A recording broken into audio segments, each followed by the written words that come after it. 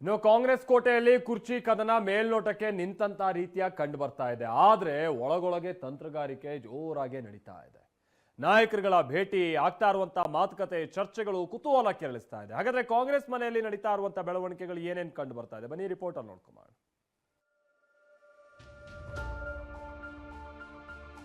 Breakfast ಬಳಿಕವೂ ನಿಂತಿಲ್ಲ ತೆರೆಮರೆಯ ಆಟ. ಒಳಗೊಳಗೆ ತಂತ್ರ, ಗುಪ್ತ್ ಮೀಟಿಂಗ್. ರಾಜ್ಯ ಕಾಂಗ್ರೆಸ್ನಲ್ಲಿ ನಡೀತಿದ್ದ ಕುರ್ಚಿ ಗುದ್ದಾಟಕ್ಕೆ ಹೈಕಮಾಂಡ್ ಬ್ರೇಕ್ಫಾಸ್ಟ್ ಮದ್ದೆರೆದ್ರೂ ಪ್ರಯೋಜನ ಇಲ್ಲದಾಗಿದೆ. ಸಿಎಂ ಡಿಸಿಎಂ ಎರಡೆರಡು ಬ್ರೇಕ್ಫಾಸ್ಟ್ ಮೀಟಿಂಗ್ ಬಳಿಕವೂ ಕೈಕೋಟೆಯಲ್ಲಿ ತೆರೆಮರೆಯ ಆಟ ನಿಂತಿಲ್ಲ. ಸಿಎಂ ಡಿಸಿಎಂ ಎರಡೂ ಕಡೆಯಿಂದಲೂ ತಂತ್ರ ಪ್ರತಿತಂತ್ರಗಳು ನಡೀತಿವೆ. ಮತ್ತೆ ಗುಪ್ತ್ ಚರ್ಚೆ, ಭೇಟಿ, ಮಾತುಕತೆ ಒಳಗೊಳಗೆ ನಡೀತಿದೆ.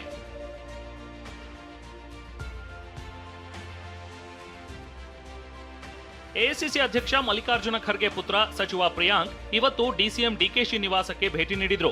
1 ಗಂಟೆ ಮಾತುಕತೆ ನಡೆಸಿದ್ರು. ಆದ್ರೆ ಅದೇನ್ ಮಾತುಕತೆ ನಡೀತು ಅನ್ನೋದು ನಿಗೂಢವಾಗಿದೆ.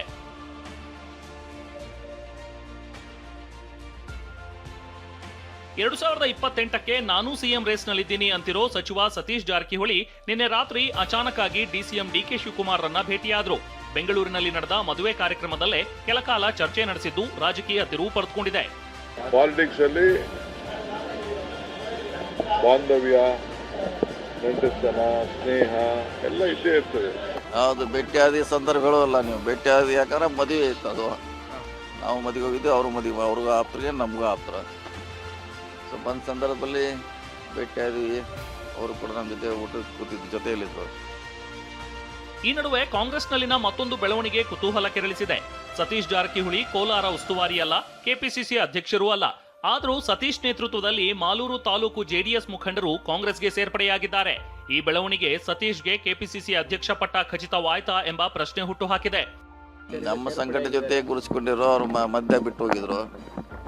ಮತ್ತೆ ಅವ್ನು ಕಾಂಗ್ರೆಸ್ಗೆ ವಾಪಸ್ ತಂದಿದ್ರು ಅಷ್ಟೇ. ಅದೇನು ಮುಂಚೆ ಅವ್ರ ಜೊತೆ ಇದ್ರು, ಅವರು MLA ಅವ್ರ ಜೊತೆ ಕಳೆ ಚುನಾವಣೆ ಬಿಟ್ಟು ಹೋಗಿದ್ರು. ಮತ್ತೆ ಅವ್ನು ಕಾಂಗ್ರೆಸ್ಗೆ ವಾಪಸ್ ತರುವಂತ ಪ್ರಯತ್ನ ಮಾಡಿದ್ವಿ ಅಷ್ಟೇ.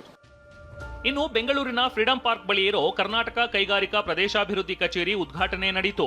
ವಿಚಾರ ಅಂದ್ರೆ ಡಿಕೆ ಬರುವ ಮುನ್ನವೇ ಕಟ್ಟಡ ಉದ್ಘಾಟಿಸಿದ ಸಿಎಂ ಮಂಡ್ಯಕ್ಕೆ ತೆರಳಿದ್ರು. ಸಿಎಂ ಹೋದ್ಮೇಲೆ ಬಂದ ಡಿಕೆ ಸಿಎಂ ಎಲ್ಲಿ ಅಂತ ಎಂಬಿ ಪಾಟೀಲ್ ರನ್ನ ಕೇಳಿದ ಪ್ರಸಂಗ ನಡೀತು.